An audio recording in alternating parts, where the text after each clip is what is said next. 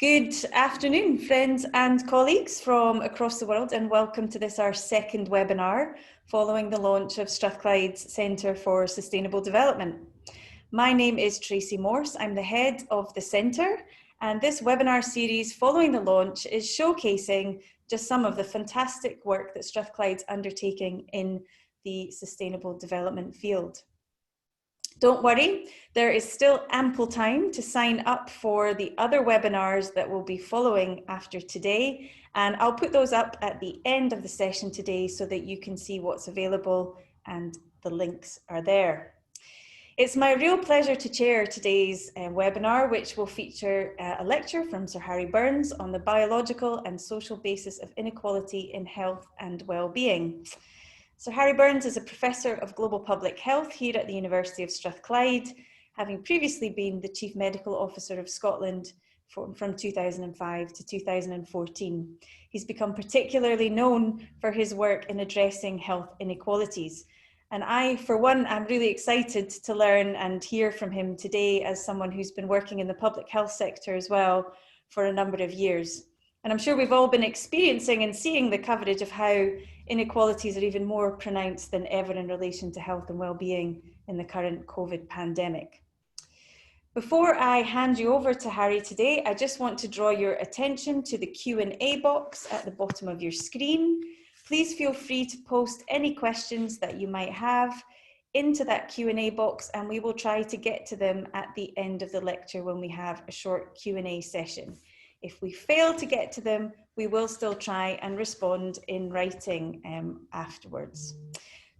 Also, just to let you know that the webinar is being recorded and that it will be uploaded to our website following the webinar today. So in a couple of days, you should be able to access it there and also share it with colleagues who were unable to make it today. So with no further ado, let me pass over to you, Harry. Thanks, Tracy. We'll just go straight into the talk. Good afternoon, everyone. What I'm planning on doing today is to talk a bit about inequality in well-being. Everyone thinks they know what that is.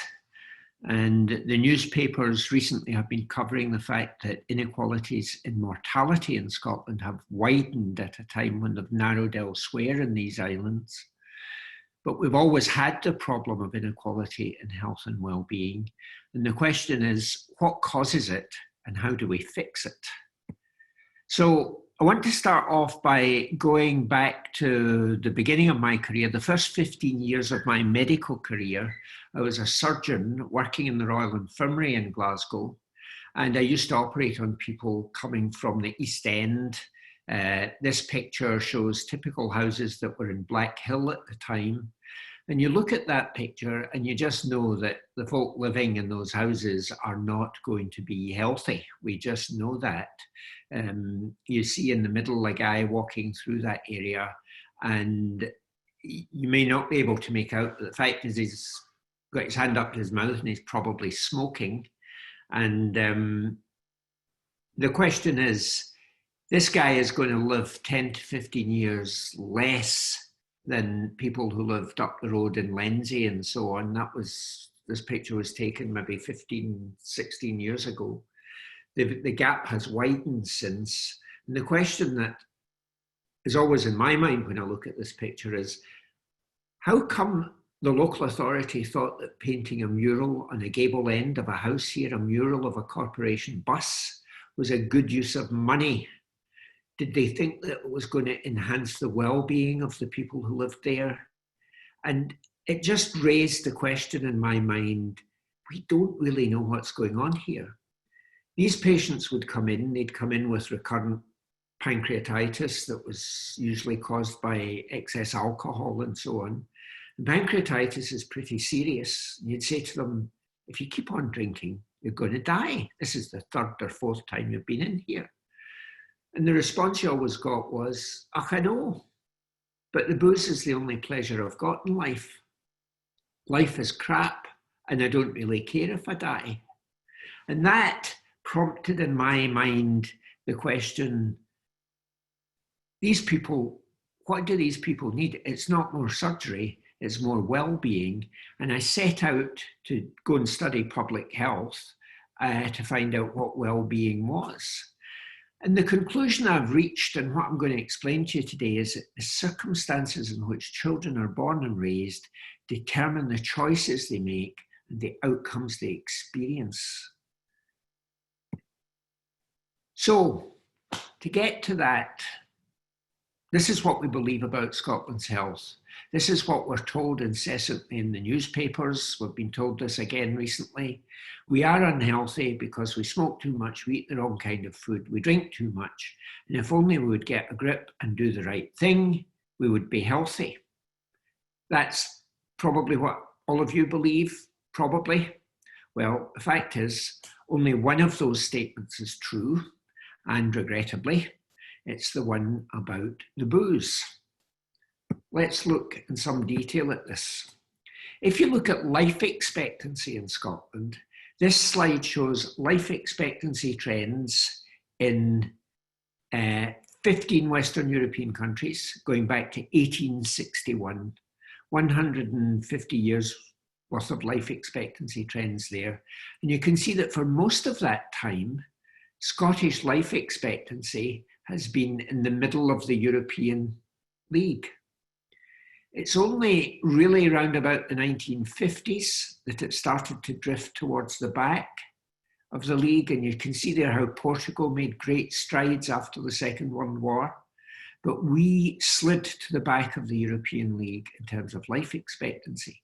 And if you look at the rate of growth in life expectancy in the richest 20% of the population, and compare that to the rate of growth in life expectancy in the poorest 20% of the population, you see that the problem has been, since the 1950s, a progressive widening in inequality. In the 1950s, there was relatively small inequalities in life expectancy, but the average in Scotland has been dragged down because of the poor rate of growth in life expectancy in the poor people of Scotland. So I said it's not the cigarettes, and here's some data to show that. This slide shows smoking rates in 15-year-old teenagers in Europe. About 20 years ago, this data was collected. You can see that smoking rates in Scottish boys and girls were the 5th lowest smokers in Europe. All these countries to the left of that graph that are healthier than us, their teenagers smoke more. Men, 3rd lowest smokers in Europe in this study, beaten only by Finland and Sweden. Scottish men, relatively low smoking compared to the rest of Europe. Scottish females were closer to the European average, but we're not where we are because we're the worst smokers in Europe. If you look at the heart disease mortality in Scottish men, you see an interesting thing that was used as data to show that it was diet that was the problem. This yellow line on this graph here is heart disease mortality in men in Finland in the 1960s. And you can see that it's the highest of this cluster of countries. It was in fact the highest in the world at that time. And the Finnish government decided it was the diet that was the problem. And they decided to change the Finnish diet. And I once asked the director of the Finnish Institute for Public Health how he changed the Finnish diet. And what he told me was, well, the Finnish Institute of Public Health told the Finnish government what to do. The Finnish government told the Finnish people what to do, and the Finnish people did it. And I said to him, well, that's Scotland stuff, because the Scottish people never do anything anyone tells them. And we're seeing that with COVID at the moment. But basically what the Finns did was they decided to take fat out the Finnish diet. They decided to remove subsidies from dairy farmers to reduce the amount of butter and cheese and cream and so on that they were producing, and give them subsidies back if they would switch to growing fruit and vegetables. And there was a significant change in the amount of fat the Finns ate, and that was replaced with increased consumption of fruit and vegetables. Free fruit and free salads were made compulsory in all schools and workplaces in Finland. And you can see this yellow line. This change took place in the 1960s, and you can see the yellow line began to fall thereafter. And everyone said, oh, Finland's wonderful. They've changed the diet and look what it's done to heart disease mortality. It must be the diet. But you see the green line alongside the yellow line is Scotland. It had exactly the same fall in heart disease mortality as Finland, and we didn't change our diet one bit. Nothing changed in the Scottish diet. And the other countries here, the other Scandinavian countries, saw the same thing, and they didn't do what Finland did. So everyone made an assumption that reducing fat in the diet was going to reduce mortality, but it's more complicated than that. I did mention that the booze was the problem, and this shows trends in chronic liver disease, chronic liver cirrhosis in our 16 Western European countries. The line at the top is the highest mortality any of our countries reached. The line at the bottom is the lowest mortality any of our countries reached. And the line in the middle is the average mortality. And if we were to ask you whereabouts in the 1950s and 1960s, and this graph was Scotland, you'd probably think it was somewhere up about here. Well, in fact,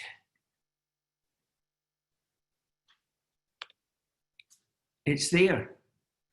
Scotland had one of the lowest mortalities from chronic liver disease of any country in Europe up until 1970.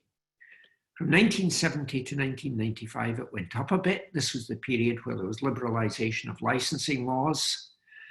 And then from 1995, that's what happened. That's men, and it was more or less the same for women.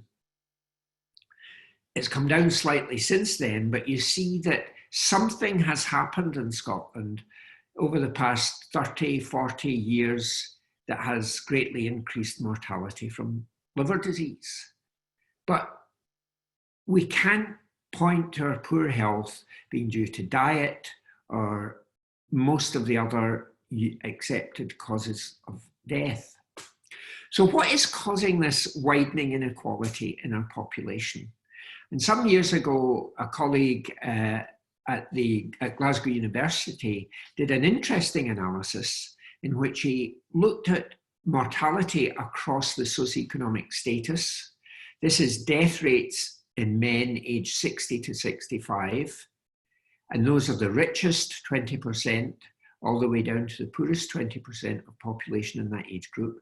He split the population into 5-year age bands and looked at mortality by deprivation status.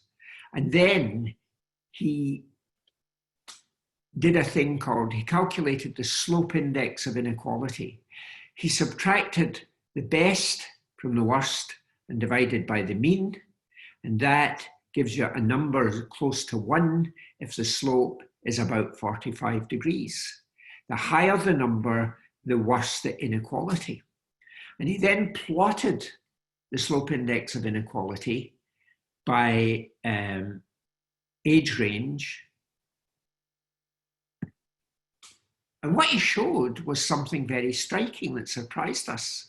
What he showed was that inequality began to shoot up in the teenage years and was at its highest in the 30s and 40s. Now, if the inequality was due to things like heart disease and cancer, you'd expect it to be worse in the elderly people because it's the elderly people who die of heart disease and cancer. So the next step was to look at individual causes of this inequality in young working age people. So what he did was he looked at inequality across a particular 5-year age band, and then he looked at inequality due to particular causes of death. This is ischemic heart disease in that same age band, and saw other causes as well, kept all these other causes apart. And if you looked at all-cause mortality and ischemic heart disease mortality, you see that heart disease contributes to inequality later in life, and it's a relatively small driver of inequality. There's something up here causing all this inequality. What is it? Well, it's drugs, suicide, violence, accidents, chronic liver disease, drugs, alcohol, suicide, and violence. All of cancers and all of ischemic heart disease is up here. And what's causing this bulge down here is socially determined. It's not what people think it is. So we began to realize that those of us who were interested in health inequalities were actually looking at the wrong drivers. We were talking about smoking, we were talking about fatty diets and so on. It was much more basic than that. So we began to think these inequalities began to widen following the 1950s. And we went back and we began to try and work out what was happening in the 1950s. And in the 1950s, the first thing is employment was pretty high. 20 miles on either side of the Clyde, there were shipyards that were producing most of the ships in the world. Apparently, at the start of the 20th century, 90% of all merchant shipping produced anywhere in the world were launched from the Clyde. And then in the 1950s, we began to see decline in heavy traditional industries, and men became increasingly unemployed. And at the same time, there began a drive for more livable housing. This is a picture taken in the Gorbals in the mid-19th century. And what you see when you look at that picture is not so much the houses, but the people. It's a cohesive society. The kids are out playing, the adults are out watching the kids, the adults are chatting to each other. People were looking after each other. And then post-war, a city engineer called Robert Bruce decided Glasgow needed to be brought up to date, and he decided to go for more livable housing, and they began to knock down all the tenements and replaced them with what Jimmy Reid subsequently called filing cabinets for people in the sky. They changed completely the way people were living, and people were just picked out of their traditional communities and sent to wherever the vacant flats were. So we began to consider that the problem might be something a bit deeper, a bit psychosocial. And it's not just Scotland that we have seen this trend. This is a study carried out in the States by a Scots Nobel Prize winning economist called Angus Deaton. And what he did was he looked at deaths among white non-Hispanic American citizens, men and women in their 50s, and the red line shows death rates from drugs, alcohol, and suicide, which is what's causing the problem in Scotland. And from the year 2000 to 2012, there was something like a 250% increase in deaths from these causes, these deaths of despair, as he called them. And other countries have not seen anything like that pattern. Germany, France saw a decline in those. The United Kingdom has seen an increase, slight increase. Australia has seen a slight increase. But this emergence of deaths in the past few decades due to drugs, alcohol, and suicide in younger people is not just happening in Scotland.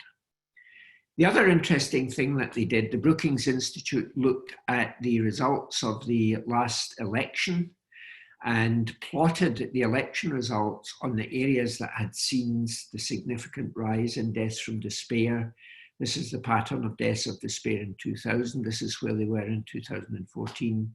And it mapped very closely to the areas that voted for Donald Trump. So what you're seeing are people dying early of these deaths of despair, but they're turning to right-wing fringe political ideas and so on, and we're seeing that a bit in other countries in Europe as well. So what is it that's causing wellness, or in our case, a lack of wellness? What's the driver that's causing this? Because we need to understand the basic science here. I always say when I talk about this that I have absolutely no political affiliations one way or the other. I'm a scientist, and the conclusions I reach are based on an understanding of the science. And if you think that says something about political views in my case, well, I'm afraid you're wrong. The science comes first.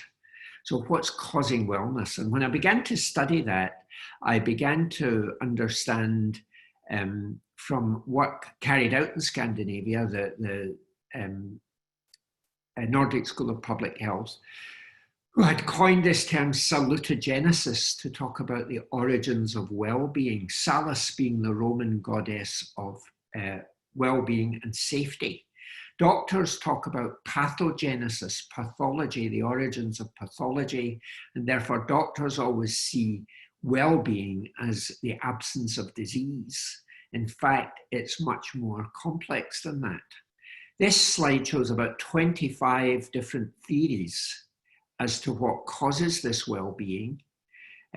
Things like Martin Seligman's learned optimism, hopefulness, sense of coherence, and so on. All of those things, all of those theories boil down to some common themes.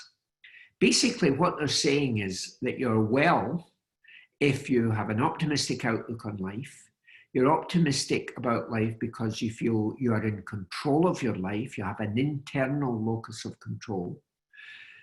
That control drives you on because you have a sense of purpose in life. You have a reason to get out of bed in the morning. You have things to do. There's things you want to achieve.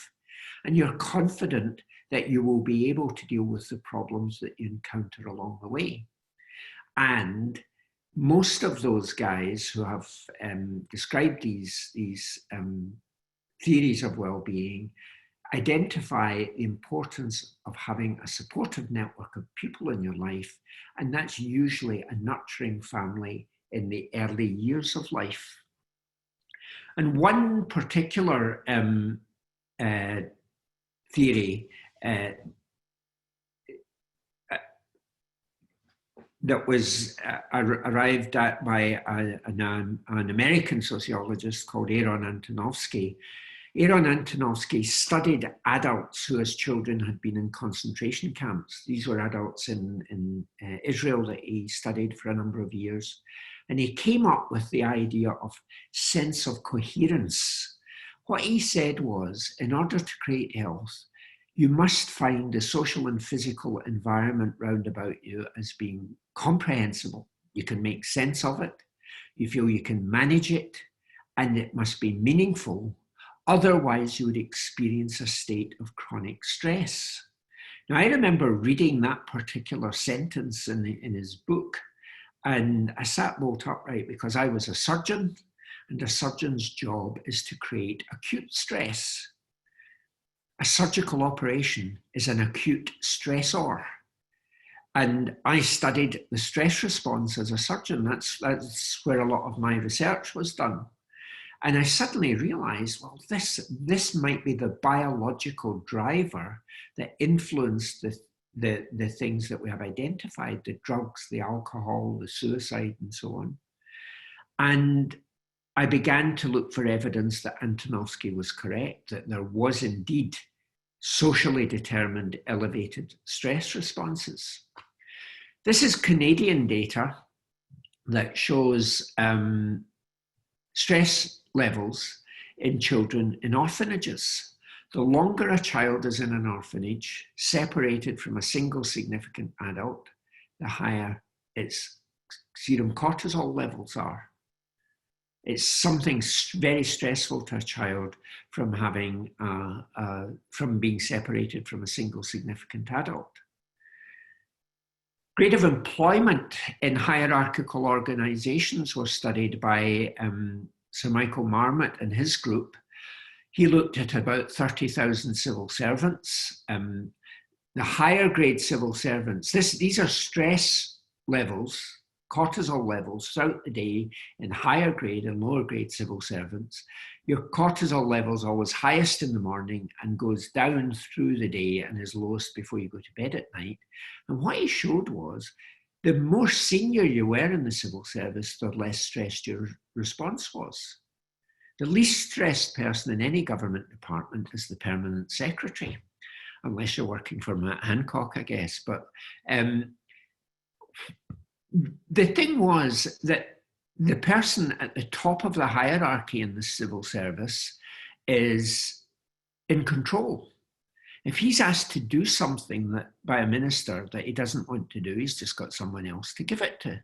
And it goes down all the way down to the bottom of the hierarchy, where lower grade civil servants throughout the day, the red line here, these lower grade civil servants have higher stress levels. They have less control over their lives.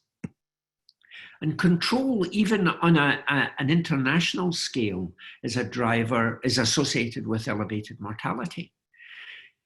About 10 years after the fall of the Berlin Wall, some of Michael Marmot's people went round countries of the former Soviet bloc, and they asked about 10,000 people in each country how much control they felt they had over their lives. Controls along the bottom of this graph, and standardized death rate in the countries along here.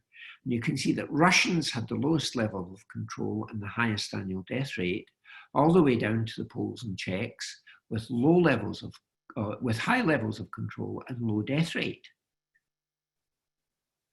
Scottish deprived areas in Scotland have levels of control roughly similar to the Baltic states, and they have the higher mortality.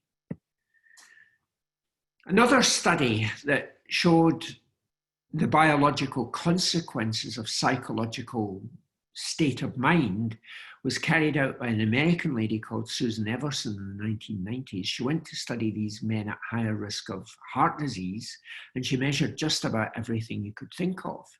She measured how much they smoked, how much they drank, how obese they were, and so on. And she also had a questionnaire that measured how hopeless they felt, how negative they felt about the future. And she did an analysis that allowed for all the other risk factors. And what she found was that the risk, the significance of hopelessness was great in all causes of death. She was able to split the men into the men here in the red column who were very, very hopeless, the men in the purple column who were roughly hopeless, and the men at the left end who were just a little bit hopeless, because as a woman, she understood that all men are hopeless to a greater or lesser extent. But what she found was that the men who were most hopeless had higher risk of death from heart disease and cancer than men who were less hopeless. So this outlook on life seems to be driving a lot of the problem. So what's the mechanism? We can talk about, oh, it's all socially determined and so on, but how does social determination cause cells to turn cancerous or fat to be deposited in arteries and things like that? Well, the next bit of the picture fell into place when I visited a New York university and saw an experiment taking place in the psychology department where they made baby monkeys depressed. This baby monkey here, you can tell, is not a happy baby monkey. He's withdrawn, he's not interacting with his mother or sibling or whatever. And what they did to make the baby monkeys depressed was they changed the way mum was allowed to feed the babies. In one half of the animal house, the babies are playing away and the food is out on the table. And when baby indicates he's hungry, mum just reaches over, picks up the food and gives it to the baby. The other half of the animal house, they take away the food and they hide it. So when baby indicates he's hungry, mum has to leave him and has to go and forage for the food and usually has to fight with other mums for access. So she is stressed and absent from the babies for a while. And if I were to ask you which group of babies do you think are most likely to be stressed? Is it the one where mum's there all the time, or the one where mum's away a lot of the time and is stressed by the experiments? You would obviously assume it was the second group of baby monkeys that were depressed. Well, in fact, you would be wrong. What this slide shows is the green triangles show the stress levels in the babies where mum is there all the time. The yellow triangles are the stress levels in the babies where mum is away for a lot of the time, and they are the same. But the red triangles are the stress levels where they randomly change the feeding pattern from one day to the next. It's not mum being there or mum not being there that's the problem. It's the baby not knowing what's going on. It's uncertainty. And interestingly, when those baby monkeys with the high levels of stress grow up, they become obese. Obesity is not just a question of eating too much. Obesity is associated with a lot of other psychobiological drivers that we just don't take account of in the way we lecture people on how much they eat. The other thing that happens to these babies is their brain develops differently when the brain is exposed to high levels of cortisol. 3 parts of the brain are particularly affected by the high stress levels. The prefrontal cortex at the front of the brain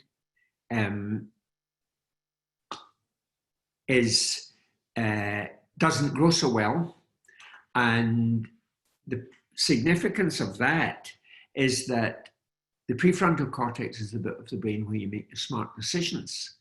It's the bit of the brain where you take in new information and and process it and decide what action you take on the basis of that information. The other bit of the brain that doesn't develop so well is the hippocampus, this bit here. And the hippocampus is important for memory, it's important for spatial memory, it's important for learning. That doesn't develop so well, so these kids do less well at school. And the third bit of the brain that's influenced is the amygdala. And the amygdala here is the bit of the brain associated with emotion. It becomes more active in stressed kids. So they're more anxious, aggressive, fearful. They're less well able to control their emotions, so they tend to be badly behaved, and they're less well able to learn, so when they go to school, they're written off as being stupid. So you can see that children who experience inconsistent parenting have a problem as they begin to grow. And we didn't just take this American data at face value. We actually studied the brains of Glaswegians.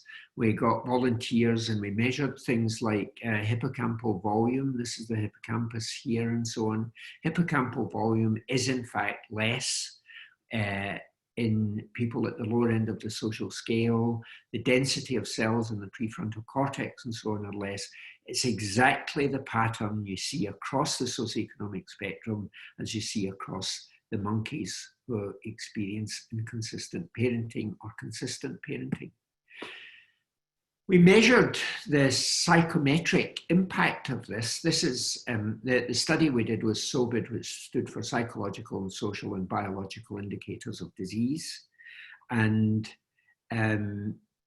this choice reaction time study is a computer screen that flashes up some information and measures the length of time you take to process the information and press a button on the correct button on the screen. And what this shows is that people at the lower end of the social scale, the pale columns there, take about 200 milliseconds longer to process the information compared to people at the upper end of the social scale. And if 200 milliseconds doesn't sound very much, then if you think about 2 cars driving side by side, at 50 miles an hour, and a child walks out in front of them, the car being driven by the poor guy will take about 2 car lengths longer to stop because he's processing the information more slowly. So people at the lower end of the social scale are handicapped in so many different ways. We understand now, studies from a colleague called Michael Meany in Canada showed that babies who do not experience nurture, the brain develops differently because genes are switched off. This is the molecular biology of what happens when you hug a baby. 5-HT is 5-hydroxytryptamine, which is a chemical that's released when children feel comforted. It circulates in the bloodstream and it's then picked up by a transport mechanism on the cell wall, which takes it into the nucleus of the cell wall. And if 5-HT latches onto a particular gene called the glucocorticoid receptor gene, it activates that gene.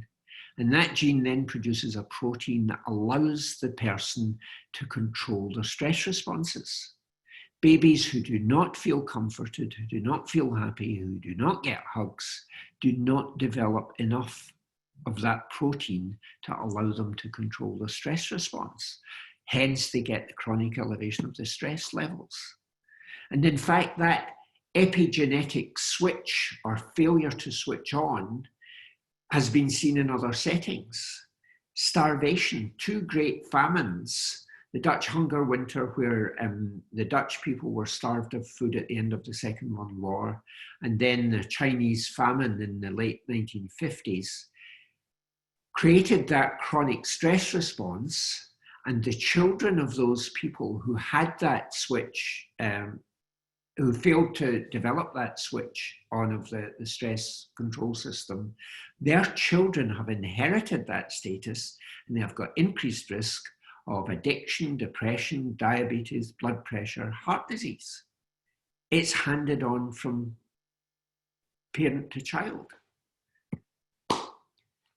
Another study that confirmed all of this was the Adverse Childhood Events Study, the ACEs study, which was carried out in middle-class people in California. These were not poor people because they were all members of the Kaiser Permanente healthcare system. And some doctors at Kaiser Permanente started an obesity clinic. And what they found as they began to take the histories of these people who turned up with obesity as a problem and who couldn't shake it, was a history of adversity in early life. So it became an adverse event study, which studied the incidence of physical, sexual, emotional abuse, types of neglect, types of parental absence through substance abuse, through mental illness, through being locked up in jail and so on. And what they showed was, among other important findings, what they showed was that children who experienced 4 or more of those adverse events were almost 8 times more likely than children who experienced no adverse events to become alcoholics. They were significantly more likely to become substance misusers. Boys who experienced domestic violence at the home, 8 times more likely to perpetrate violence on partners when they grew up, 4 times more likely to be arrested for carrying weapons. So the experience of children almost sets them on a path of failure throughout later life. In the South Island of New Zealand, 1,000 children have been studied for the past 50 years. Now in their late 40s, 50s. At age 3, a subgroup of children were identified as being at risk because of living in chaotic circumstances and behavior problems. As adults, those at that at-risk group are more likely to be unemployed, have convictions for violence, experience teenage pregnancy, be substance misusers, and showing signs of metabolic syndrome, which is associated with elevated steroids and diabetes and so on. So what are we going to do about it? How do we understand what's happening here? Now, most people will have heard of Maslow's hierarchy of human need, which tells us that the way in which we create problem solving and the way in which we create confidence and ability and so on starts off by making sure that the basic needs, such as food, water, security, employment, etc., starts off with that. And only when you've got these can you move on to these higher levels of development. Well, actually, Maslow was spectacularly wrong. Basically, the self-actualization that Maslow put up here comes first, and then all that other stuff follows. Kids who learn to behave in early life have no problems with employment, poverty, and so on, or are less likely to have those problems in later life. And Maslow knew that.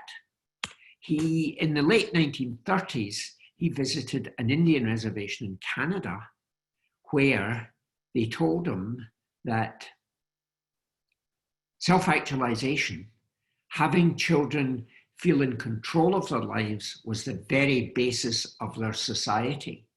Because if the young people were able to feel in control, the community was in control, and what they would achieve would be cultural stability and perpetuity, which Native American culture saw as the highest possible thing you could attain.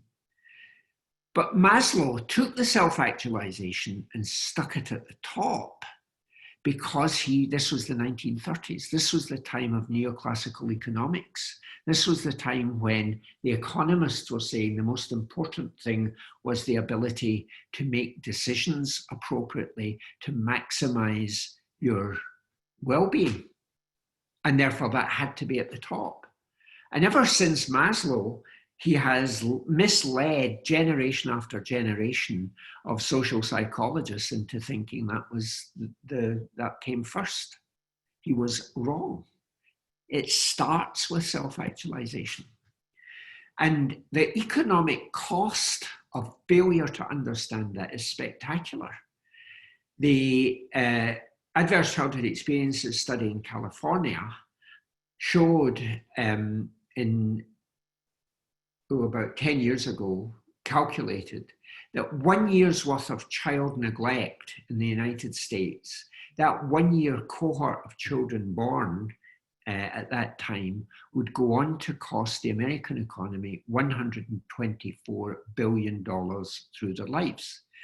The cost of public health problems, the cost of their health problems, the cost of the fact that many of them would go to jail and be imprisoned and so on, the fact that they would never work and never pay taxes, $124 billion. The Scottish equivalent of that pro rata is about £3 billion. Every year, about £3 billion in Scotland goes to meet the costs of failed childhood. So what are we going to do about it? Well, public policy is not very good because we tend to focus on people's problems and deficiencies. We design services to fill the gaps, to fix their problems for them, and we don't actually understand why they have those problems. Services are really designed to take account of the kind of complex childhood that I've described to you. And because the government is going to do things for you, citizens become passive recipients of services because we do things to them rather than with them, rather than allow them to feel in control of their lives.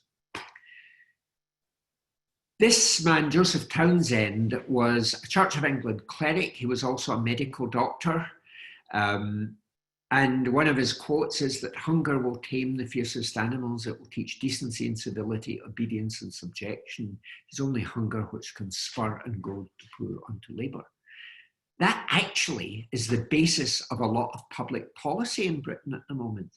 If Joseph Townsend were alive today, he would probably be working for the Department of Work and Pensions because you get penalised if you turn up late and all this kind of stuff.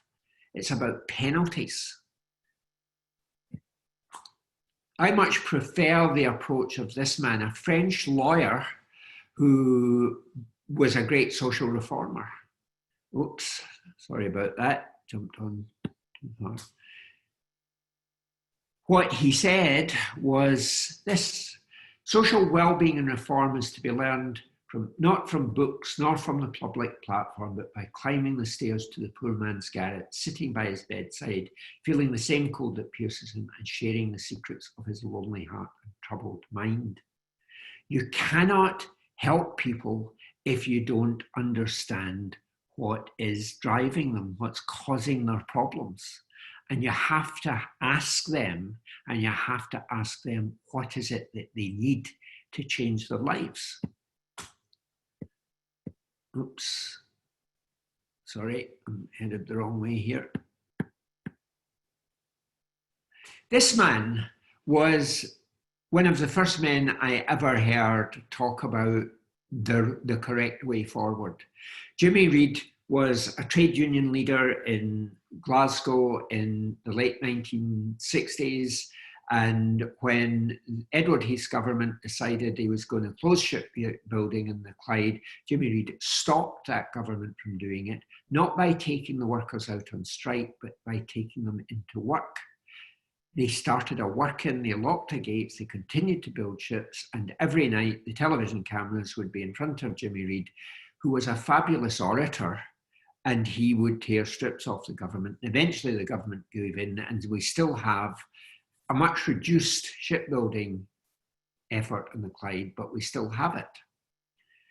And in 1971, Glasgow University elected Jimmy Reid Lord Rector, and I was a medical student at that time.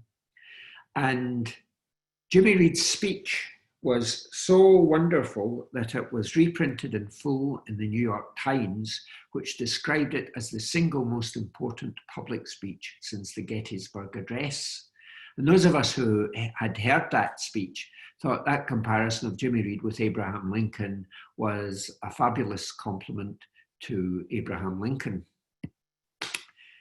Jimmy Reid talked about the problem being alienation, which he defined as the cry of men who feel themselves the victims of blind economic forces beyond their control, the frustration of ordinary people excluded from the processes of decision-making, feeling of despair and hopelessness that pervades people who feel they have no real say in shaping or determining their own destinies. Jimmy Reid didn't know about Antonovsky, but the words on that speech, control, decision-making, despair, hopelessness, no say in shaping their own destinies, that is basically what the science tells us is happening. Jimmy Reid nailed it, he understood it. So I then began to try and discover who was doing things that made a difference. And I've met many, many different people, many different organizations that are making a difference to folk at the lower end of the social scale. And the heart of their approach is asking the person, what matters to you? What is it you need to live a better life? And that creates within that individual a trusting, self-esteem building relationship between the person who's reaching out to him and himself.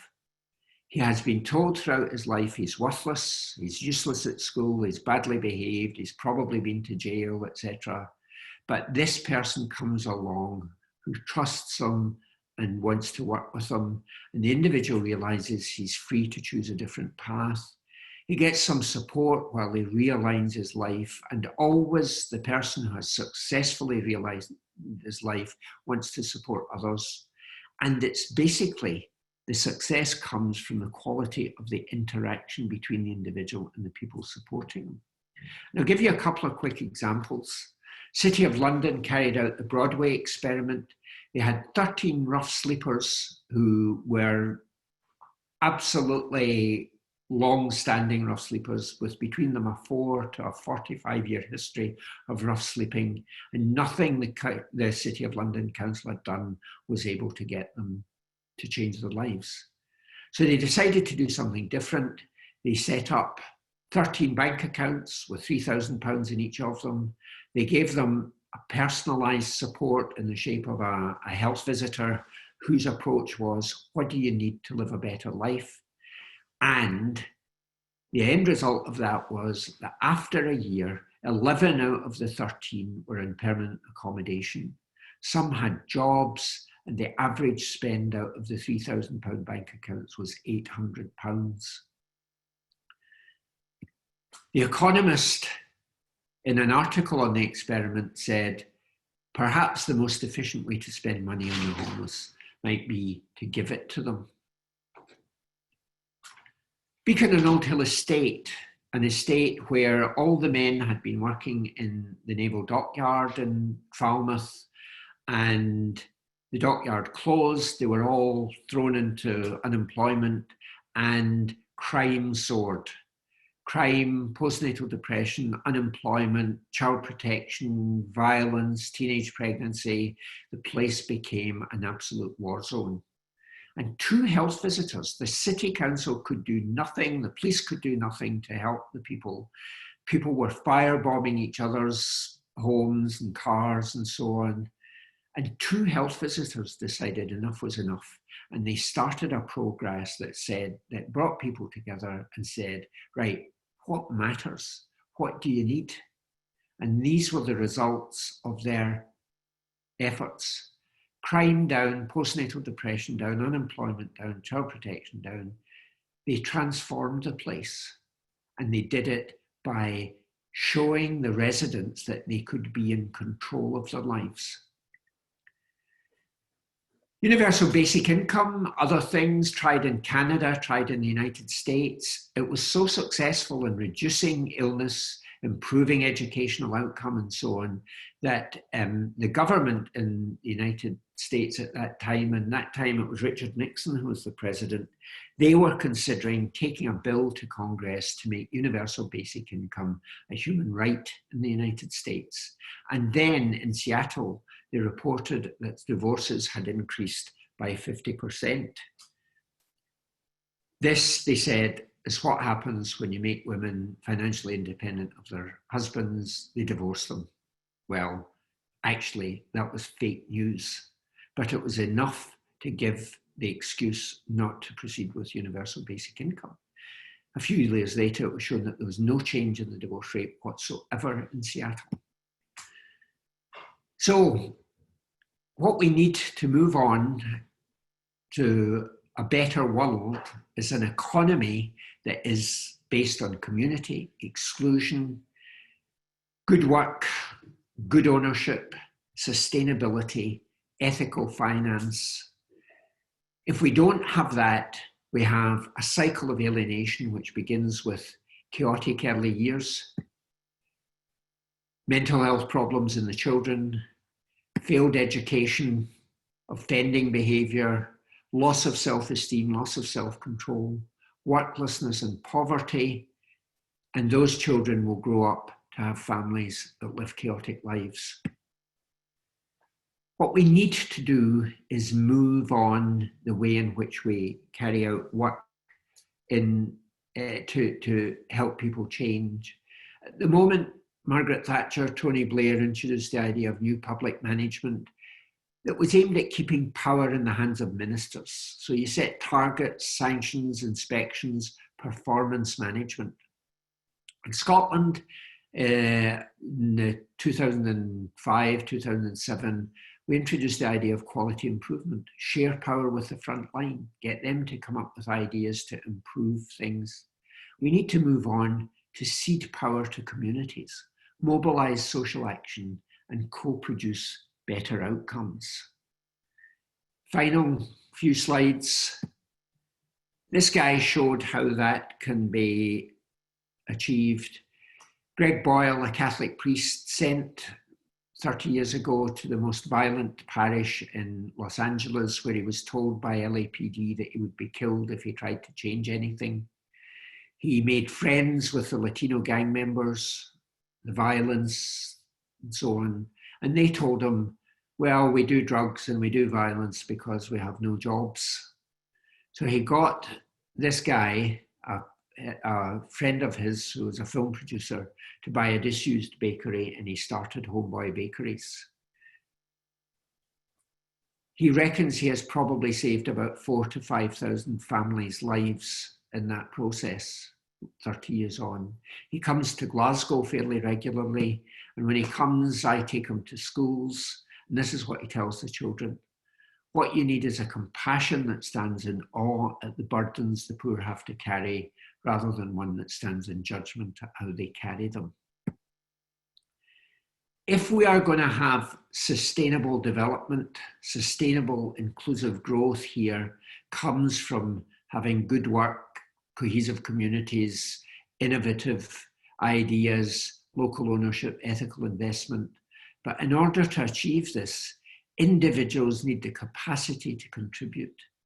They need to have that self-actualization that comes from the nurturing childhood, sense of self-efficacy, control. They stick in at education, they develop a sense of purpose. That's the building block on which all of this, I think, is built. And if you get it right, this is what happens. This is my daughter, Lila, at 7 months old, reading a book on quantum computing. Her mother obviously learned well from her parents. So that's the end of all the sustainable development goals. Across these 17, you can probably take quite a lot of them that are relevant to what I've just said. So happy now to stop and answer questions. Fantastic. Thanks very much, Harry. Somebody definitely banging the same drum as me that we need to listen to people and what they want and what they prioritize, as opposed to putting our own swing on what we think other people need. So thanks for a really thought-provoking overview of where we are in terms of global health and well-being, and how we should perhaps look at moving forward as a society. I actually was just listening to that, thinking what a great foundation this presentation was to our speaker next Monday, who are from the Institute for Inspiring Children. And I think that will be a fantastic one to follow up on some of the issues that you've raised today.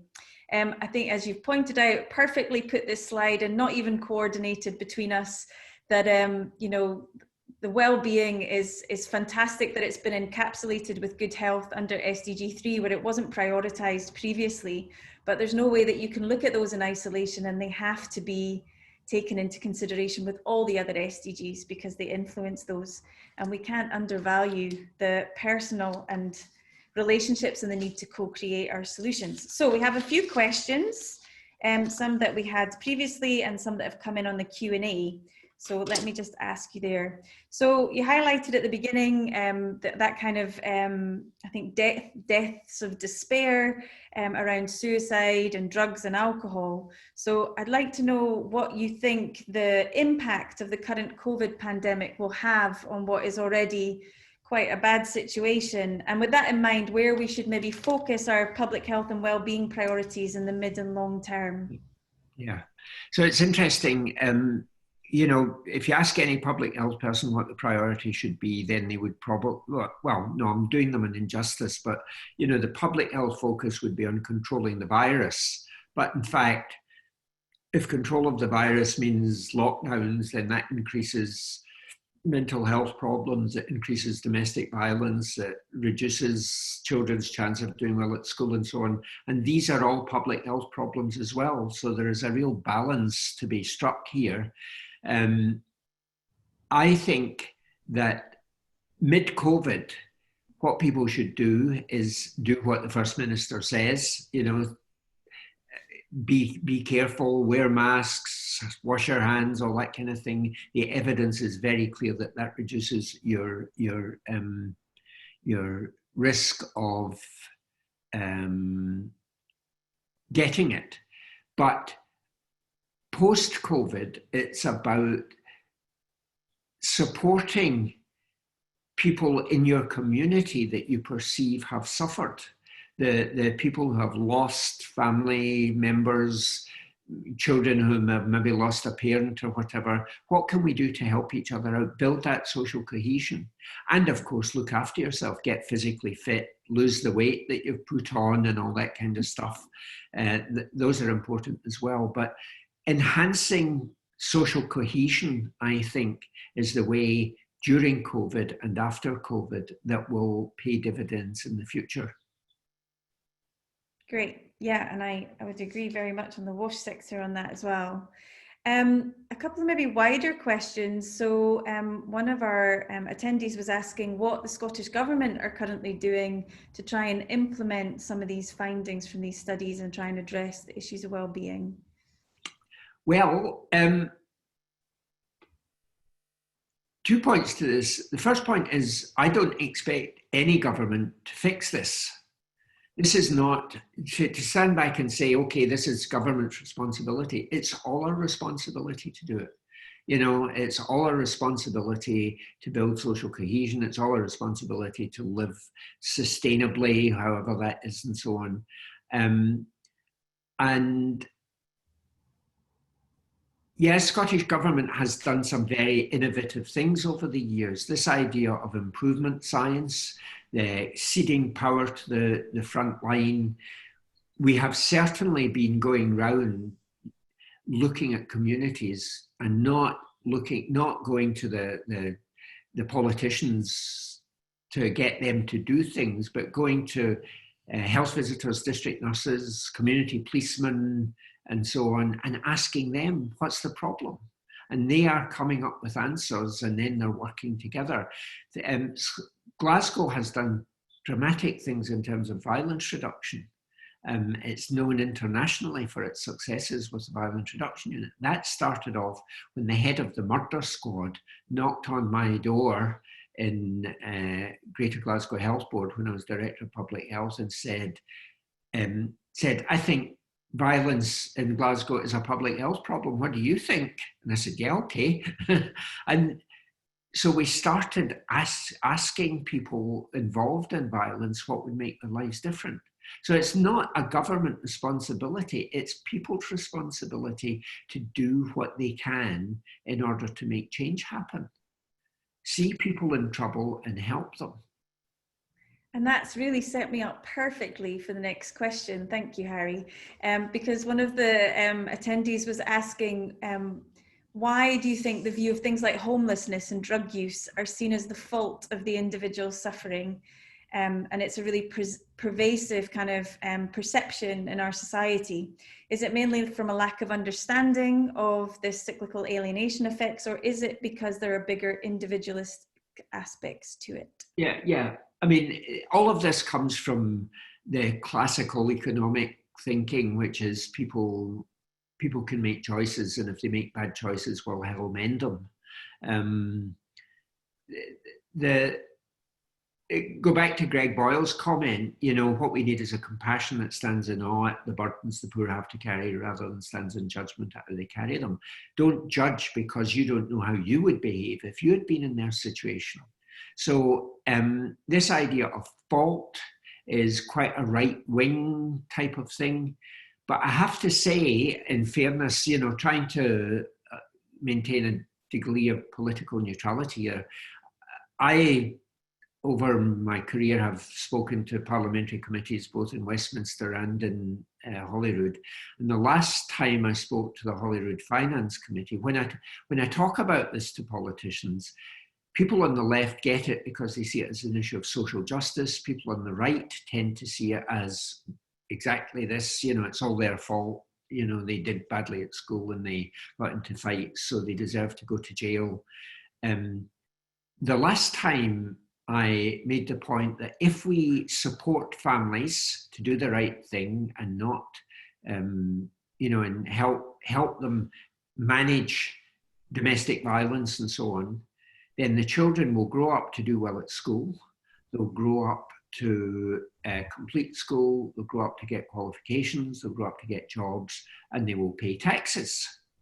And a Conservative member of the Parliament came up to me afterwards and said, "You've convinced me." And I thought, okay. So you can see benefits across the political spectrum, but it's harder if you've been brought up to think that people who behave badly are bad people. So, yeah. Great, thank you. Great answer. And then another question here, actually from the same person, just asking whether the current global environment in terms of politics, climate change, and of course COVID can seem very kind of overwhelming or incomprehensible to your average person. So do you think that we are currently living in an environment of chronic stress? Well, certainly the COVID thing has been very stressful to many people, but yeah, we have problems. But as I mentioned at the beginning, a sense of well-being is associated with the feeling that you can manage those problems. And if people find the problems we're facing just now unmanageable, it's probably because they don't understand what the basis of the problems are. They probably don't understand the influence of early life. They probably don't understand how people react who have failed to develop the sense of coherence that I described and so on. But those of us who have a duty to manage the stress by taking action. So individuals can and must take action around sustainability. And Scotland, one thing I didn't mention about the way Scotland is managing this is to talk about the well-being economy. You know, an economy that has as its target enhanced well-being in society, where people have fair work, where they have good places to live and so on, the opportunity to be in control of their lives. So yeah, there's lots of things that we can do. And I wouldn't say I'm living in a chronically stressed environment. Occasionally, there's the odd football match that I get stressed by, but that's very occasional. In the privacy of your own home now at the moment, though. Right. Great. And then just following on, I guess this issue of decision making and control. One of the attendees is asking, how can we encourage those who benefit from having that kind of hierarchical decision making role at the top to relinquish power to those who need it the most? Or how can we at least make them appreciate and understand the experiences of those at the bottom if they've never experienced them themselves? Yeah. Well, I'll tell you a story.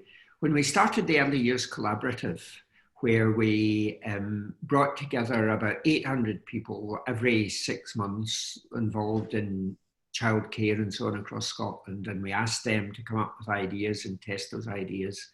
I was Chief Medical Officer at the time, and we discouraged actively ministers from attending these meetings. And then eventually we allowed ministers in. And one minister, and I won't name names, one minister came and he was due to give a 20-minute speech and he stayed for 5 hours. And when he left, he said, "This is the most astonishing piece of public sector reform I have ever seen." So you encourage people at the top by showing them the impact of that particular approach. Now, what we see are politicians lapsing back into the control and the targets and the indicators and so on, because that's because that's what the newspapers expect. That's what the opposition in Parliament shout at them for. Oh, waiting times are ridiculous. So they start to focus on this again. In fact, if you let the frontline staff begin to work out how to control that, you will find that it would disappear. But so there is conflict within our society between media, politicians on right and left wing and so on, that tends to focus on centralizing control, when in fact you can show them that devolving control to the front line makes life a hell of a lot easier for them. So do you think we have good examples that we can show the Scottish Government that already exist? Yeah, Scottish Government already knows this. They already know it. You know, so it's not a big problem. So, you know, ministers, Nicola Sturgeon was Health Minister for the 5 years where we were doing the Early Years Collaborative and so on, and she understands this. We are very fortunate because I don't think the same can be said for our colleagues south of the border.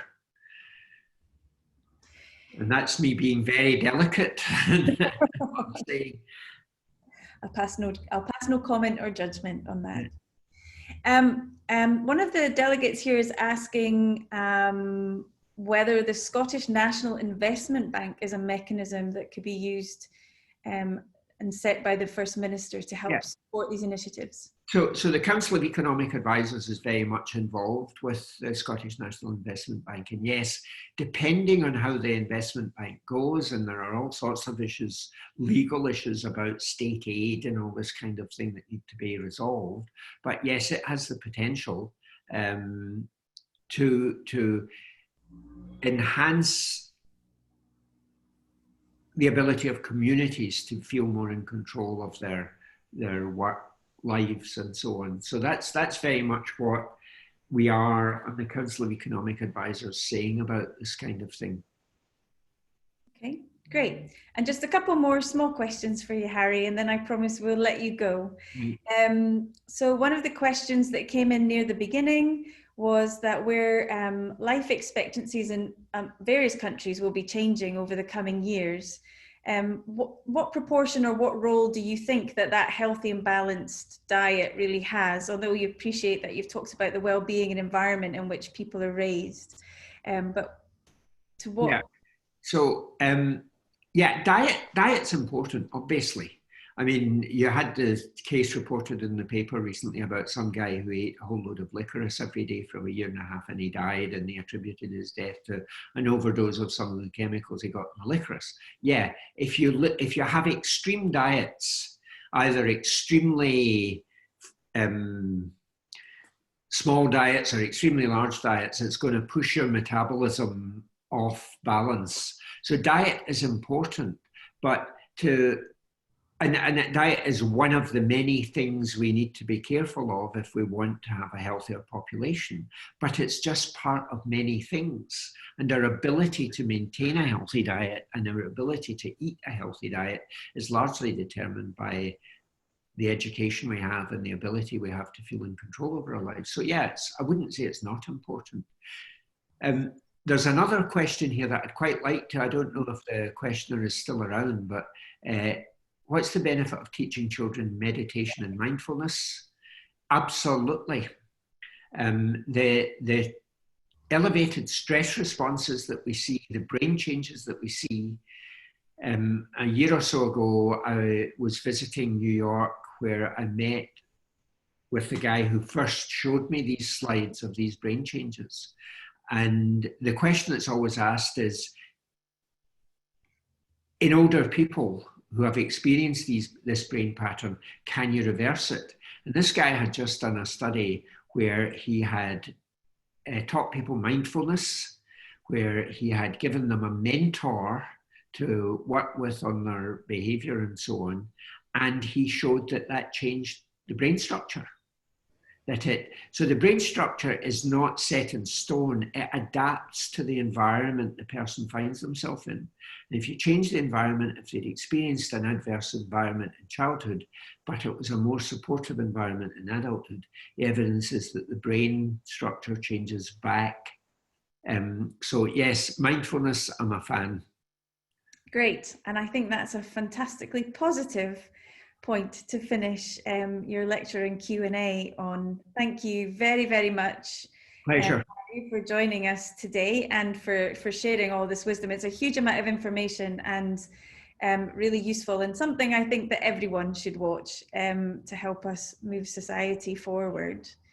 I am just going to finish off today's webinar by reminding you all not to forget to join any of the other webinar series. As I said, I think if you enjoyed today, you would also very much enjoy the webinar next Monday, which is looking at inspiring children's futures with a particular emphasis on the impact that the COVID-19 pandemic may be having on that. So it ties beautifully with the lecture today. Tomorrow, you can learn about our award-winning vertically integrated projects for sustainable development. A great program that is run within the university across all of the faculties. And then on Thursday, you can learn about some of our operational activities, looking at Glasgow City Innovation District.